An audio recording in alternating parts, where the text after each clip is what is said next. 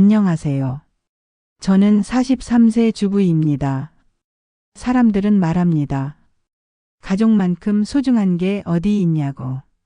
하지만 저는 이제 압니다. 가족이라는 이름으로 저질러지는 배신이 얼마나 잔혹한지를. 제가 오늘 여러분께 들려드릴 이야기는 믿기 어려우실 겁니다. 저조차 아직도 악몽 같거든요. 하지만 이것은 실제로 일어난 일입니다. 완벽해 보였던 우리 가족이 어떻게 하루아침에 무너져 내렸는지 그 충격적인 진실을 말씀드리겠습니다. 결혼 18년 차 저는 평범한 전업주부였습니다. 남편은 대기업에서 부장으로 일하고 있었고 우리에게는 중학생과 초등학생 아들 둘이 있었죠. 경제적으로도 여유로웠고 시댁과의 관계도 원만했습니다. 특히 시아버지는 젊은 시절 사업으로 큰 성공을 거둔 분이라 경제적 걱정은 전혀 없었어요. 시어머니도 저를 친딸처럼 아껴주셨고 정말 복받은 며느리라고 생각했습니다.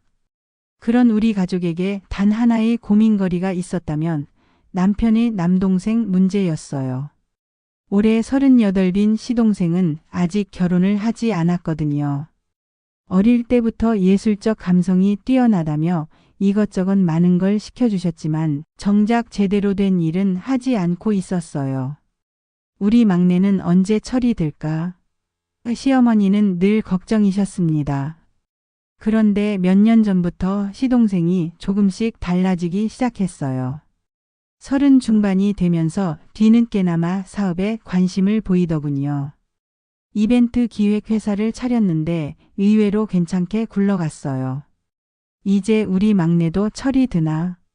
시아버지가 흐뭇해하셨죠.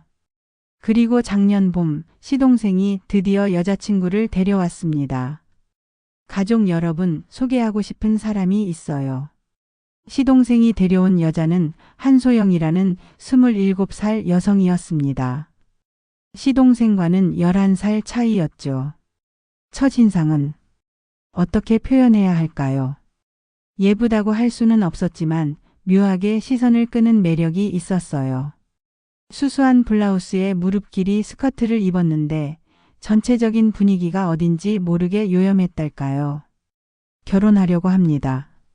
시동생의 발표에 온 가족이 놀랐지만 워낙 늦은 나이라 모두들 환영하는 분위기였어요. 소영 씨도 예의 바르게 인사를 드렸고 시부모님도 만족해 하셨죠. 하지만 뭔가 석연치 않은 구석이 있었어요. 소영 씨가 웃을 때마다 흘리는 그 시선들. 같은 여자로서 직감적으로 불편했거든요. 결혼 준비는 일사천리로 진행됐습니다. 두 사람이 워낙 다정해 보였거든요. 아니, 정확히는 소영 씨가 시동생에게 찰떡처럼 달라붙어 있었다고 해야겠네요. 형수님 많이 도와주세요. 결혼 후 소영 씨는 제게 자주 연락을 했어요. 시댁 일이 서툴다며 이것저것 물어보곤 했죠. 처음엔 귀찮았지만 막상 대화를 나눠보니 생각보다 순진하고 착한 아이더라고요. 부유한 집안의 막내딸로 자라서 세상 물정을 잘 모르는 것 같았어요. 그래서 마음이 누그러져서 틈틈이 만나 여러 가지를 가르쳐줬죠. 그런데 시간이 지날수록 뭔가 이상했어요. 소영아, 그 가방 어디서 샀어? 예쁘다. 아, 선물 받았어요. 누가? 우리 막내가? 소영 씨는 대답 대신 빙긋 웃기만 했어요. 처음엔 신혼이니까 그럴 수 있다고 생각했어요. 하지만 만날 때마다 새로운 명품들이 하나씩 늘어가더라고요. 가방, 신발, 액세서리. 하나같이 비싼 것들이었어요. 시동생이 돈을 그렇게 잘 벌어? 남편에게 넌지시 물어봤죠. 글쎄, 그 정도로 여유롭지는 않을 텐데. 남편도 고개를 갸우뚱했어요. 더 이상한 건 시동생의 차림새였어요. 소영 씨는 온통 명품으로 치장하고 다니는데 정작 시동생은 평범한 옷만 입고 있었거든요. 뭔가 이상하지 않아? 남편에게 이 이야기를 했더니 처음엔 별거 아니라는 표정이었어요. 하지만 제가 구체적으로 설명하자 얼굴이 굳어지더군요. 그런 걸 왜 신경 써? 남의 집 일인데. 평소 같으면 그냥 넘어갔을 일인데 남편의 반응이 이상하게 과민해 보였어요. 그리고 며칠 후 소영 씨가 갑자기 차림새를 바꿨어요. 요즘 왜 그렇게 검소하게 입고 다녀?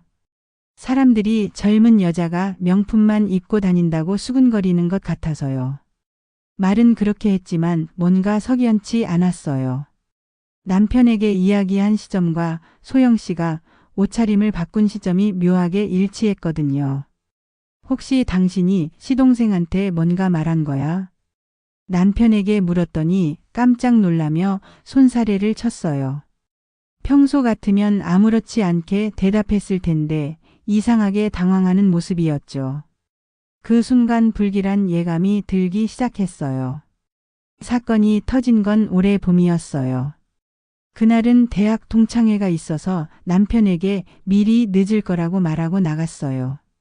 오랜만에 만난 친구들과 즐거운 시간을 보내고 있는데 갑자기 급한 일이 생겨서 일찍 파하게 됐죠. 집에 돌아왔는데 이상하게 조용했어요. 아이들 목소리도 안 들리고 혹시나 해서 집 안으로 들어갔는데 그때 봤습니다.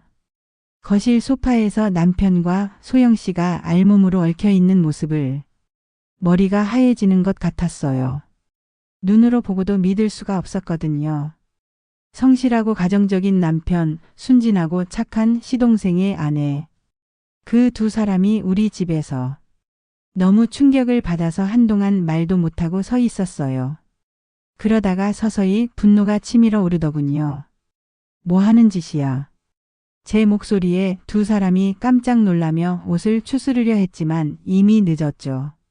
저는 그 자리를 박차고 나와버렸어요. 친정에서 며칠을 지내고 다시 집으로 돌아왔어요. 아이들 때문이었죠. 남편은 제 앞에서 무릎을 꿇고 빌기 시작했어요. 미안하다. 정말 미안하다. 다시는 그런 일 없을 거야. 어떻게 그런 짓을 할 수가 있어. 동생의 아내와 한 번만 용서해줘. 하지만 용서할 수가 없었어요. 너무 큰 배신이었거든요. 소영 씨를 만나 직접 따져봤어요. 언니 정말 죄송해요. 소영 씨는 의외로 침착했어요. 처음에는 정말 싫었어요. 하지만 형부님이 자꾸 그러시는데 어떻게 할 수가 없었어요. 뭐라고? 우리 남편이 먼저? 네. 제가 시댁에 처음 인사드린 날부터 형부님이 저한테 관심을 보이셨어요. 처음에는 단순히 동서를 챙겨주시는 건 줄 알았는데 소영 씨의 말을 듣고 있자니 더욱 기가 막혔어요. 남편이 시동생의 신부에게 첫눈에 반해서 지속적으로 접근했다는 거였어요. 그럼 그동안의 명품들은 형부님이 사주신 거예요. 처음엔 거절했는데 자꾸 사주셔서 모든 퍼즐이 맞춰지기 시작했어요. 제가 의심스러워했던 그 모든 것들의 정체가 가족회의를 소집했어요. 시부모님과 시동생까지 모두 불러서 사실을 털어놓았죠. 형이 어떻게 나한테 이럴 수가 있어. 시동생은 오열하며 남편의 멱살을 붙잡았어요. 하지만 그 와중에도 시동생은 소영 씨를 감쌌어요.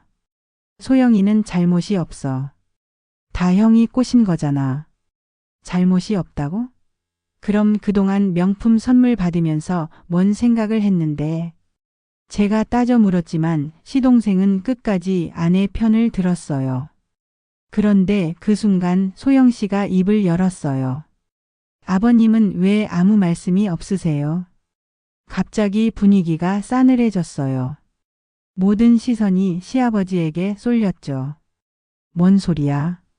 시어머니가 당황해 하시는데 소영 씨는 담담하게 말을 이어갔어요.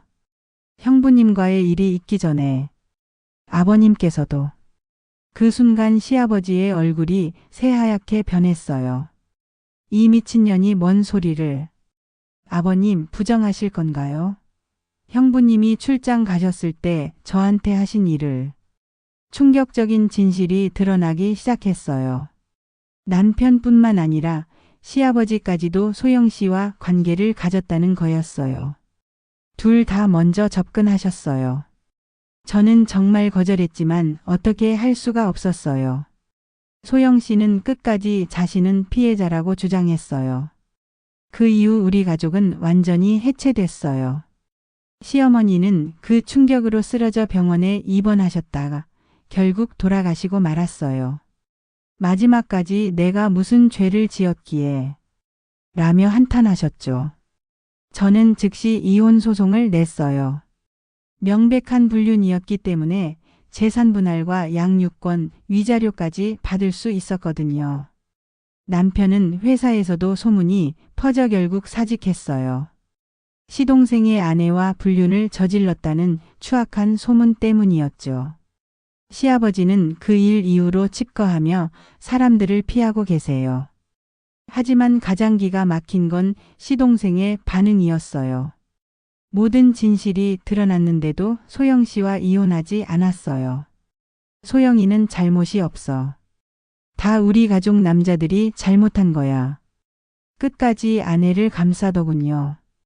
현재 저는 이혼 위자료와 재산분할금으로 작은 카페를 운영하며 두 아이를 키우고 있어요.